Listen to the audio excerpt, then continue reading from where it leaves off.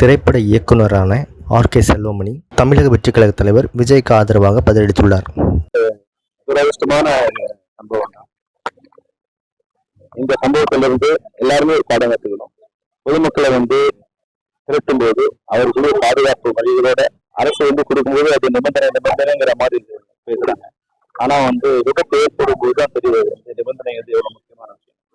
ஆனா யாரும் குற்றச்சாட்டு விரும்பல. இது எல்லாருடைய கருத்து எதுவுமே இருக்கு. ஒரு மாநாடு நடக்கும்போது இல்ல ஒரு மீட்டிங் நடக்கும்போது எவ்வளவு பேர் வருவாங்க, அது எப்படி ஆர்கனைஸ் பண்ணாங்கிறது அதை போய் கட்சிகள் புரிஞ்சுக்கணும். இன்னொன்று காவல்துறை கூட எல்லாரும் சேர்ந்த கருத்து. ஒரு 10,000 பேர் கூட்டம் வாங்க 20,000 பேர் வராம அது முன்னாடியே கூட்ட சேர விடாம பண்ணிருக்கலாம், இல்ல வந்த பிறகு அவங்க ஆர்கனைஸ் பண்ணிருக்கலாம். அதுவும் அவங்களோட பொதுமக்கள் கூட எந்த கூட்டத்துக்கு போடுறோம் அது மாதிரி நினைச்சு தெரிஞ்சுக்கணும். விஜய் மாதிரி வரும்போது அதை கட்டுப்படுத்த முடியாத சான்ஸ் இருக்காங்க. வரும்போது குழந்தைகளையும் பெரியவர்களையும் கூட்டு வருது. நம்ம கூட எல்லாருக்கும் ஒரு பொறுப்பு இருக்கு. எத்தனை மேல குற்றம் சொல்றது தெரியா இருக்காது. இந்த பாடத்திலிருந்து எல்லாருமே கத்துக்கணும். அது இனிமே வருங்காலத்தில் மறக்காம இருக்க அனைத்து பாதுகாப்பு காவல்துறையினுடைய சொல்லுங்க.